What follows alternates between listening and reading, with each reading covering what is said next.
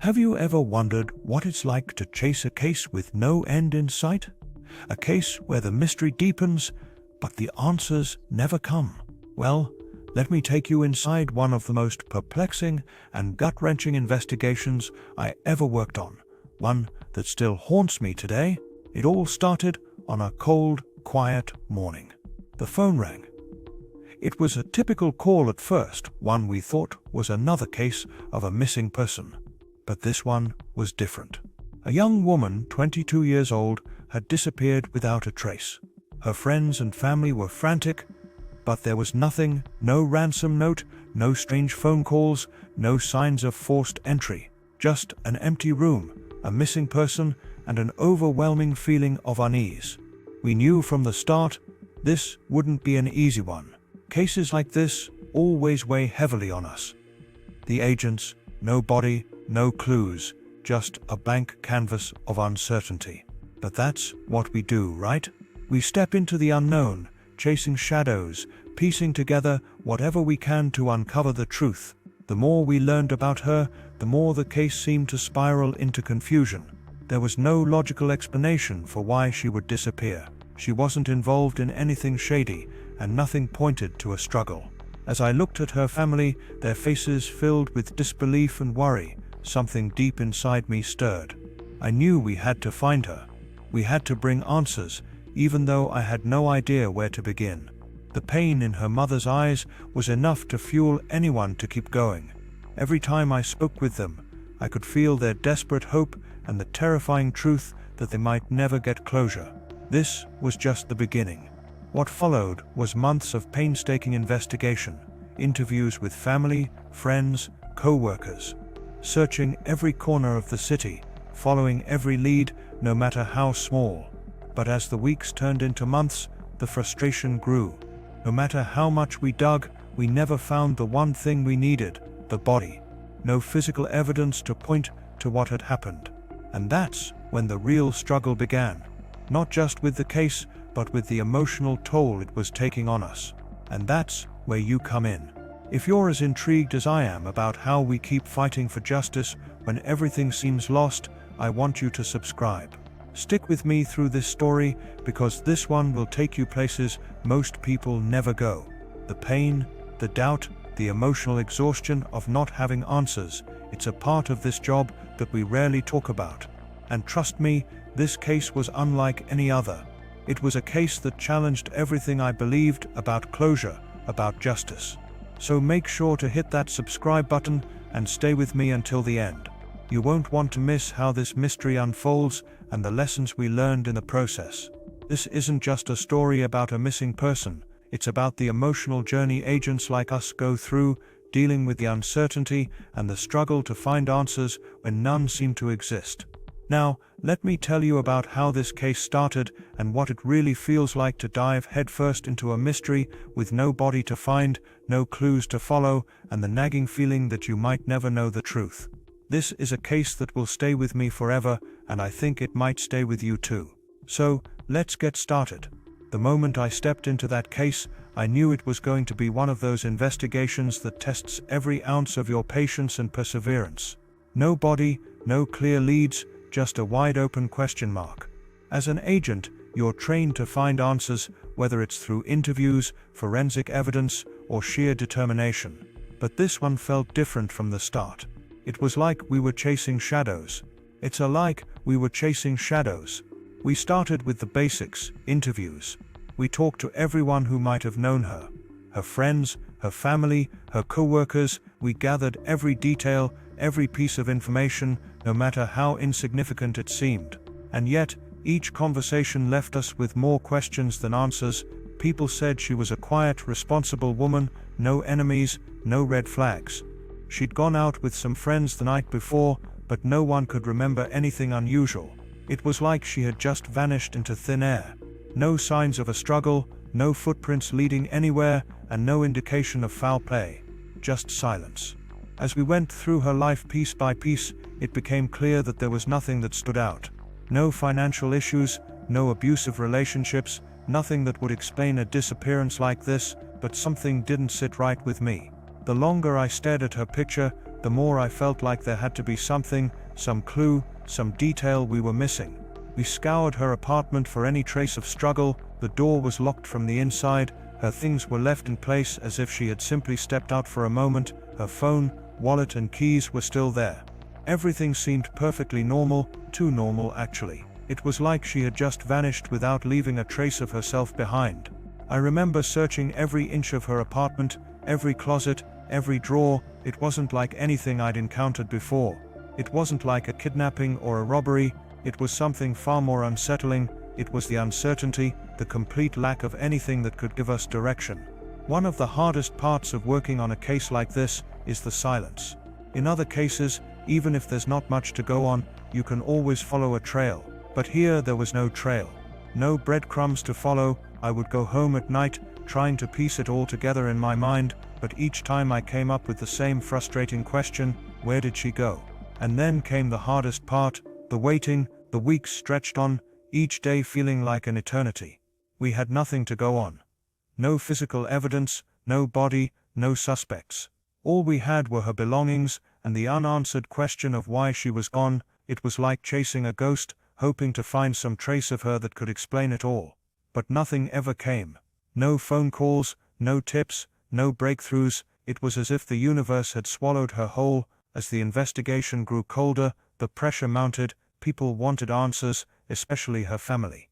The hope that one day we'd find her alive or dead kept us going, but the longer it took, the harder it became to believe we'd get closure.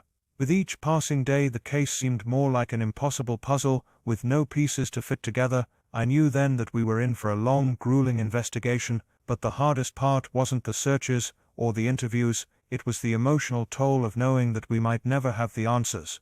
It was the uncertainty that gnawed at me, day in and day out, the constant battle of not knowing what happened to her and feeling like we were running out of time. There's a unique kind of pain that comes with working a case like this.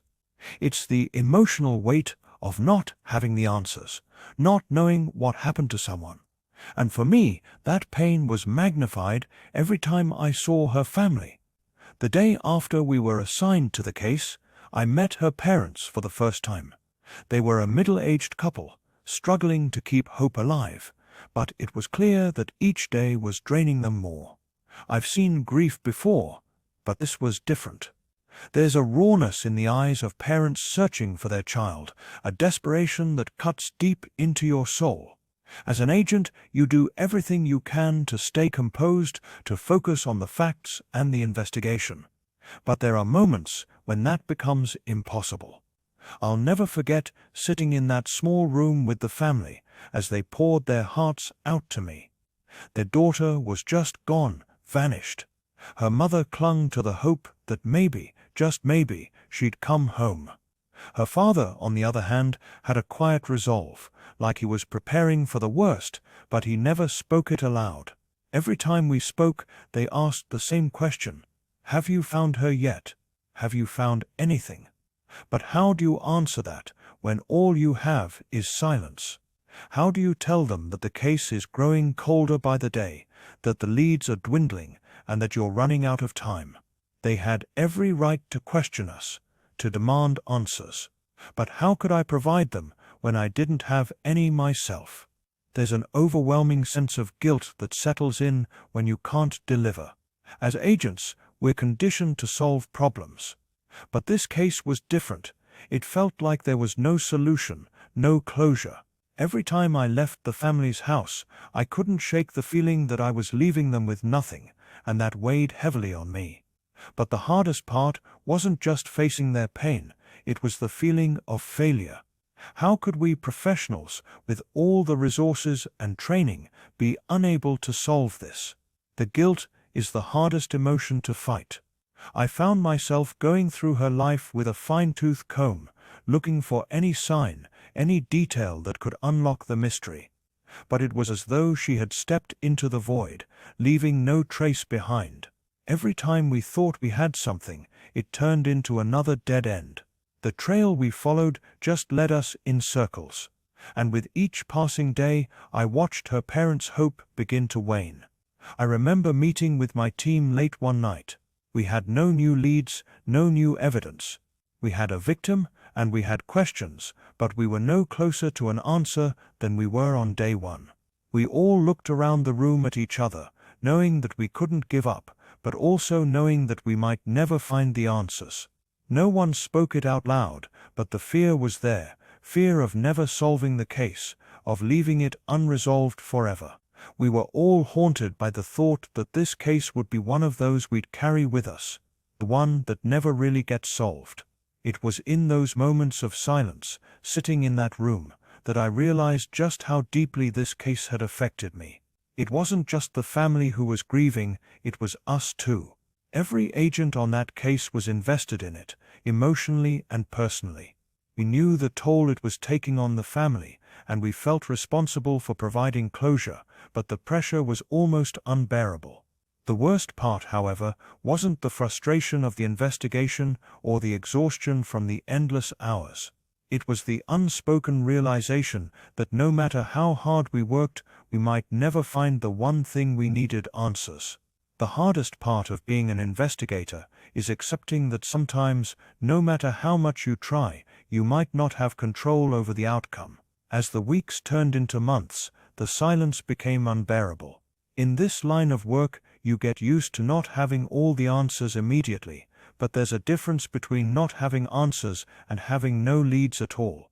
It's a haunting kind of limbo. Each day we spent chasing down dead ends took its toll, not just on the investigation, but on everyone involved. The longer we went without finding anything, the more the feeling of hopelessness crept in, and it weighed on us like a heavy blanket. We had done everything we could think of. We re-interviewed friends and family, hoping someone would remember something they hadn't mentioned before. We traced every social media footprint, trying to find anything that could point us in the right direction. But every lead turned into another disappointment. The phone records, the text messages, and the small pieces of evidence we found in her apartment, none of it led anywhere. It was like trying to find a needle in a haystack, except we didn't even know what the needle looked like. One of the hardest things to come to terms with was the fact that we didn't have a single clue pointing us toward what happened to her. In some cases, you have a sense of direction. There's something, a witness statement, a strange pattern, an inconsistent story that pushes you forward. But this case had none of that. It was like we were starting from scratch every day, and each time we hit a wall, it felt like we were moving backward. And then there was the feeling of abandonment. Her family, understandably, was desperate. They were reaching out to anyone who could help, anyone who had an ounce of hope to offer. They couldn't understand why we couldn't find any answers. After all, the FBI had resources, expertise, and manpower. What were we missing?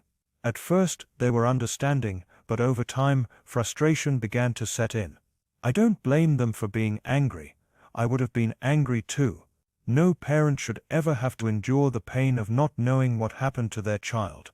The hardest part was looking them in the eye and telling them that we were doing everything we could when, in reality, there was nothing new to report.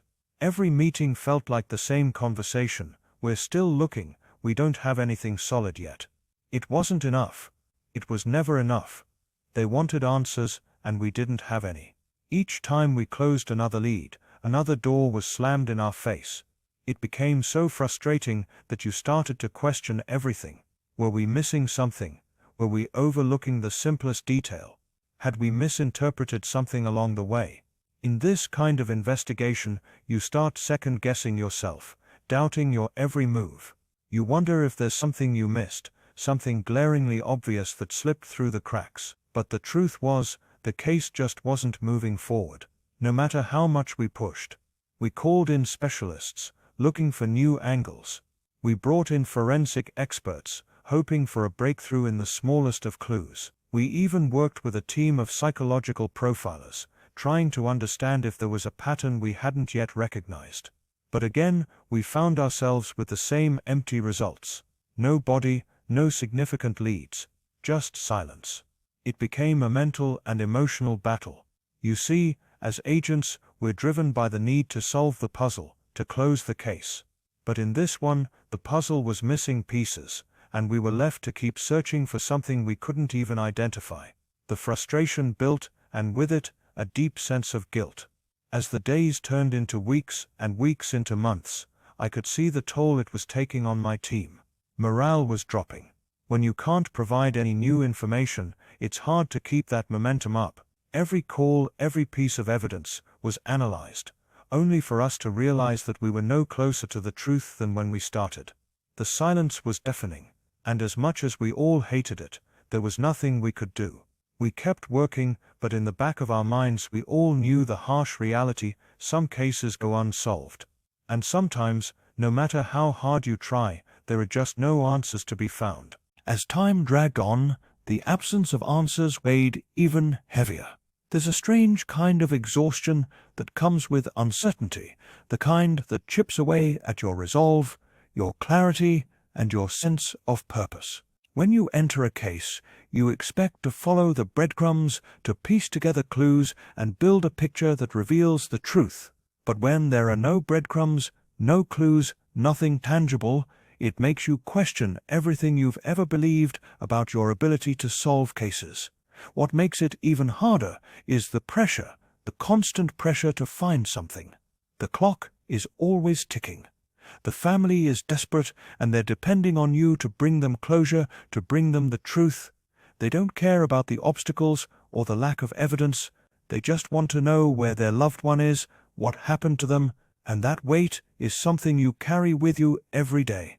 I remember one particular night, long after the investigation had stalled, sitting alone in my office, staring at the files. The case that had once seemed like it would be solved in a matter of days was now a cold file with nothing but unanswered questions. I couldn't help but feel the weight of my own failure. I had spent countless hours chasing leads that never materialized, running down false hopes, only to come up empty. I felt like I was letting everyone down: the family, my team, and even myself. The hardest part wasn't just the feeling of failure, it was the creeping doubt that I'd never find an answer. When you've worked on a case like this for so long without results, it starts to feel like the truth doesn't matter anymore. It feels like the answers were never meant to be found. The not knowing becomes the heaviest burden to carry. And then there's the constant question in the back of your mind: what if the victim is still out there suffering? What if we could have done more? It's the kind of question that eats away at you. You see, as an investigator, you are trained to find the answers, to bring justice, but when the case goes cold, when everything you try fails, it starts to feel like you've failed the person who's no longer there to speak for themselves. I would go home each night with that question still rattling in my mind. I'd lie awake in bed, trying to imagine what had happened to her. I'd replay every piece of evidence, every interview, every search in my head, wondering if I had missed something, anything, but it didn't matter how many times I thought about it. The pieces just wouldn't fit together. In the end, it wasn't the lack of evidence that was hardest to bear, it was the emotional toll it took on all of us involved in the case. As agents, we were driven by the need for answers, for resolution, but that need was often overshadowed by the unrelenting pressure to find something, anything that would bring us closer to the truth. The unknown became a constant companion, whispering in our ears that we might never find what we were looking for. When the investigation hits a dead end, you're forced to sit with your thoughts, to reflect on everything you've done and everything you still don't know. You start to question your decisions. Could we have done more? Could we have approached it differently? But the truth is, sometimes there are no answers, no matter how hard you try, and that's a reality that's hard to accept as an agent. It's in those quiet moments of reflection, when you realize the case might never be solved, that the emotional toll of this work truly hits. You can push through it, keep going, because that's what we do. But the uncertainty, the never-ending search for answers that might never come, becomes a part of you, and you carry it with you long after the case is over. As the months dragged on, time began to lose its meaning. Days bled into each other, marked only by the same relentless search and the same unanswered questions. At first, the hours felt manageable. We believed that every moment spent investigating, every piece of evidence examined, would lead us to the truth. But as the weeks stretched into months, with no new leads, the weight of time began to feel oppressive. The feeling of being stuck in a loop became suffocating. There's a unique kind of despair that settles in when you're working on a case that refuses to resolve itself. It's like you're fighting against an invisible force, a force that keeps you running in circles with no destination. And as an agent, that's a hard pill to swallow. We're trained to find answers, to put the pieces together and close the case, but when there's nothing to work with, when you're grasping at straws, you start to question your own purpose. Each day spent without progress chipped away at our hope. We'd meet, strategize, and try to come up with new angles, but deep down, we all knew we were running out of options, and with every day that passed, the feeling of dread settled in. Time was slipping away, and we had nothing to show for it.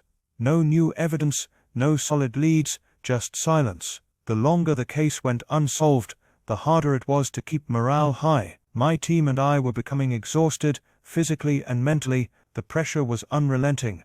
Every time we went home at night, it felt like we were leaving the case behind, only to pick it back up the next morning and find ourselves no closer to an answer. We had nothing but the same frustrating questions, circling the same points, and each day felt like we were losing a little bit more of our sense of purpose. It wasn't just the pressure from the investigation itself, it was the constant pressure to give the family some kind of closure. I could see the pain in their eyes. Every time we spoke, every conversation was a reminder of what was at stake: a missing loved one, a family in agony, a community waiting for answers. It was the kind of pressure that weighs on you, even when you're trying to focus on the facts. There's a moment, after weeks of feeling stuck, when you begin to feel like you're failing. You can't explain it to the family, not in a way that will make them understand the true depth of your frustration. The worst part is when you know that every person you're speaking to, the parents, the friends, the community, are all looking to you, believing that you have the power to give them the answers they need, and yet you have nothing. That's when time becomes your enemy. The longer the case remains unresolved, the more it consumes you. It eats away at your confidence, your belief in the work you're doing. You begin to feel as though you're running a race you can't win, and the finish line is a mirage that keeps receding farther and farther into the distance. You start to wonder if you'll ever reach it, if the case will ever be solved, or if you'll be forced to live with the weight of knowing that you couldn't find the truth. It's not just the passage of time that wears on you, it's the constant uncertainty. You're constantly second-guessing yourself. Did I miss something? Was there a detail we overlooked? Is there something that could have been done differently? A choice we made that led us down the wrong path?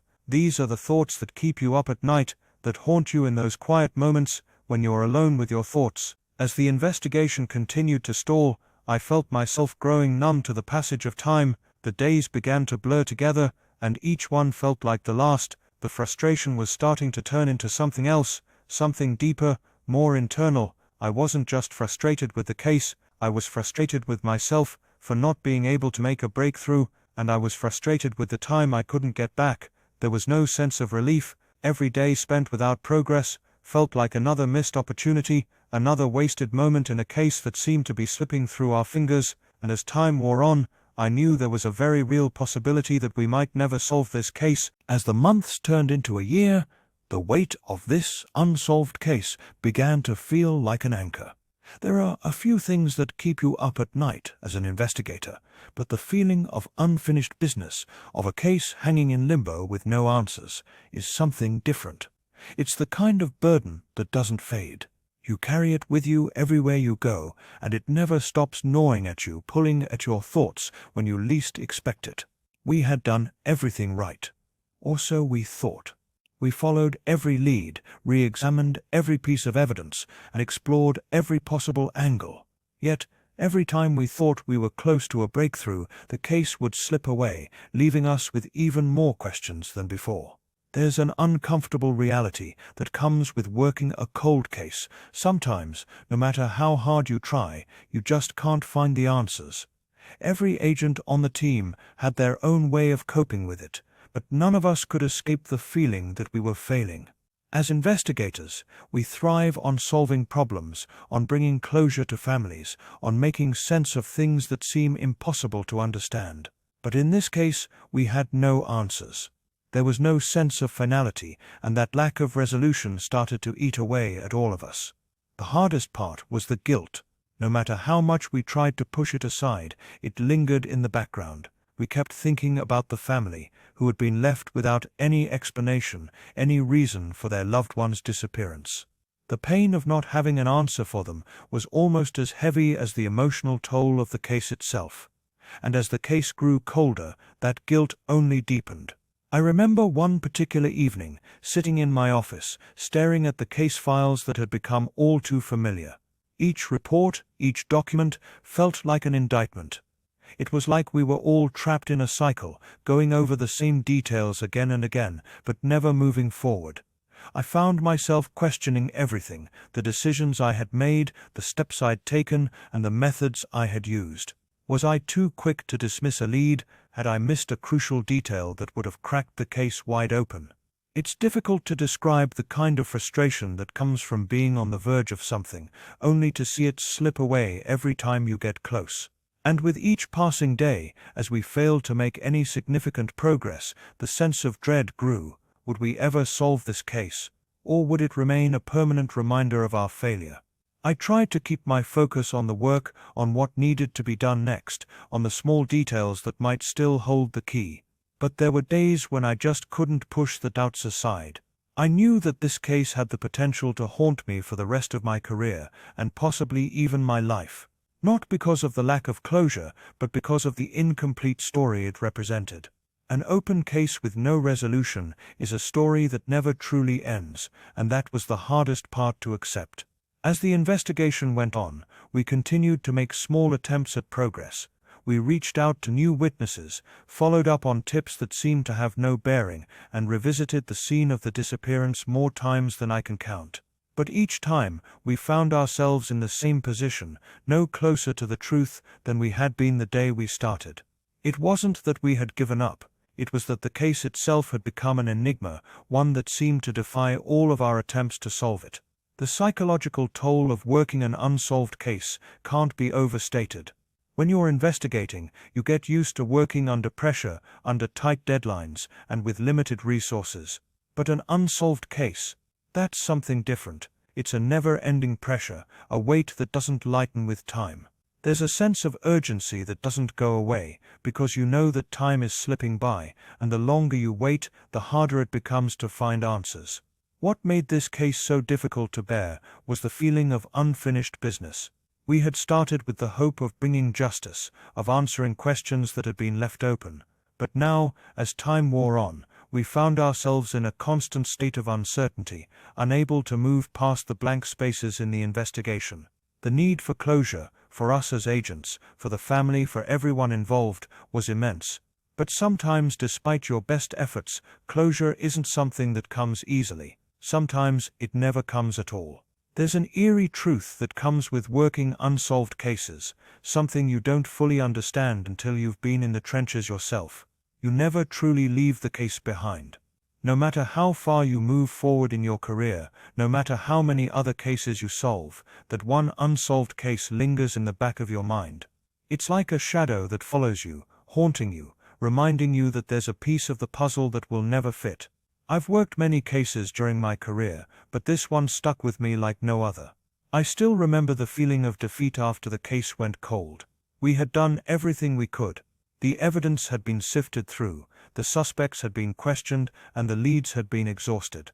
There were no new developments. We were out of options. But in law enforcement, you don't ever truly stop thinking about the case. It's always there, tucked away in your mind, waiting for the moment when something, anything, could bring it back into focus. Months after the case had gone cold, I was sitting in my office, reviewing some files. It was an ordinary day. I wasn't expecting anything new, but then something caught my eye. A detail that hadn't stood out before, buried in the midst of routine notes from interviews. It was something so small, so insignificant at first glance, that we had overlooked it during our initial investigation. But now, it seemed to scream at me. I couldn't ignore it. The lead was tied to a witness who had been questioned early on, but their statement had seemed almost too vague to be important. They had mentioned something about seeing a suspicious car around the time of the disappearance, but it hadn't seemed relevant. We had dismissed it as a dead lead, and it had slipped through the cracks. But now, months later, that car was starting to look like it might be a pivotal clue. My gut told me that this small detail could be the key that unlocked the case. It was frustrating to say the least, to realize that something so seemingly minor had been right in front of us all along, but the fact that it was still there, still waiting to be uncovered, reignited something in me. The idea of unfinished business became a driving force once again. I called in the team for a meeting. Everyone was skeptical, of course. The case had gone cold, and we had all moved on, mentally and emotionally, but there was something about this new lead that I couldn't let go. We revisited the area where the suspicious car had been seen, and as we dug deeper into the details, we found something we hadn't expected. New evidence. We found the car's license plate, and after some research, it led us to a new suspect, someone we had never considered before. They had ties to the victim's past, connections that hadn't been mentioned in the early stages of the investigation. This was the twist we hadn't anticipated, the kind of break we had been waiting for. The feeling of discovery was powerful, but also unsettling. After all this time, we were finally seeing progress. But there was also an element of guilt that came with it. If we had only followed up on that lead when it was first presented, could we have solved the case sooner? Could we have spared the family years of uncertainty? These questions lingered, but there was no time to dwell on them. We had a lead to follow. We spent the next few weeks tracking down the new suspect, piecing together their movements, and connecting the dots. The case that had once seemed like a lost cause was suddenly alive again. It wasn't just the relief of finding new evidence that was exhilarating. It was the realization that no case is ever truly over. You might think you're finished, but law enforcement is a job that doesn't stop. Sometimes it just takes the smallest detail to reignite the pursuit of truth. As we got closer to a resolution, I couldn't help but think back to those early days of the investigation, the endless hours spent looking for clues, the endless dead ends. The way the case had become an obsession, a constant weight that hung over me. And now, after so long, it seemed like we might actually have a shot at solving it. It was a bittersweet feeling. It was as though the case had come full circle, and in that moment everything that had felt hopeless suddenly felt like it was within reach. The resolution of a case, especially one that has lingered for so long, is never as sweet as you imagine it will be. After months, sometimes years of sleepless nights, countless hours of questioning, following dead-end leads, and enduring the pressure of a family's hope, there's a strange emptiness that accompanies the final answer. And in this case, as the pieces of the puzzle slowly came together, I couldn't help but feel a cold sense of finality that left me uneasy. I had spent so much time wrapped up in this case, desperately searching for any clue that would lead us to the truth. We were finally able to make an arrest, but when the suspect was brought in, it didn't feel like a victory. The weight of the past months came crashing down on me all at once. Yes, we had solved the case, but in doing so, we had uncovered something far darker than we ever imagined. The reality of what had happened to the victim, the truth behind their disappearance, was more disturbing than I could have prepared myself for. You see, as investigators, we get accustomed to the violence and horror that can come with the job, but there are cases that go beyond what your mind can process. When the victim's family members are involved in some way, or when the case involves something so senseless, so heartbreaking, the impact is far greater than any moment of success. After all, bringing closure to a family can only be seen as a success if the truth is somehow less tragic than the unknown. As I sat in the room, watching the suspect being led away in handcuffs, I couldn't escape the feeling that there was something fundamentally wrong with how everything had unfolded. We had caught the person responsible, we had answers, but those answers had come with a price, and now we had to break the news to the family, news that in the end would never fully heal their wounds. What struck me the most was the way the case became a part of me. It became a lens through which I viewed everything. The constant pressure, the nagging uncertainty, and the obsessive focus on finding the truth all took a toll on my own perspective. It didn't matter that we had solved the case, because the journey to that solution had changed me. I saw the world differently. I had become a person who would forever measure everything against the weight of a case like this. It was the shadow that loomed behind every other case I would work on. The moment we closed the case and filed the final report, there was a sense of relief in the air, but there was also a profound sorrow for the victim, for their family, and for the pieces of our lives that had been forever altered by this pursuit. It's a feeling that every agent experiences at some point in their career, though it's one that is hard to put into words. You go through the motions of solving the case, but when it's over, you're left with the reality of what was lost along the way. When the case was finally closed, I realized something important. Sometimes closure isn't what you expect it to be. You don't get a neatly tied-up ending, a moment of celebration, or a feeling of satisfaction. Instead, you get a quiet emptiness, a reminder that you've spent so much of yourself trying to solve something that in the end doesn't make sense. The answers come, but they come with the weight of everything you've uncovered along the way. The missing pieces are filled, but they only reveal more complexity, more pain, more heartache. I remember the conversations I had with my team after the case was closed. We all felt the same sense of hollow accomplishment. It wasn't the satisfaction we had imagined, it wasn't the sense of justice that we had hoped for. Instead, it was the grim realization that no amount of solving a case can undo the damage, the heartbreak, and the loss that comes with it. The case will always be with me. It's a reminder of what I learned about myself as an agent, about what I can endure, and about the kinds of things you can never fully prepare yourself for. We got the answers, we solved the mystery, but the answers weren't as satisfying as we thought they'd be. And for that reason, I often find myself reflecting on the journey, on the people we lost along the way, and on how some mysteries never leave you, even when they're solved.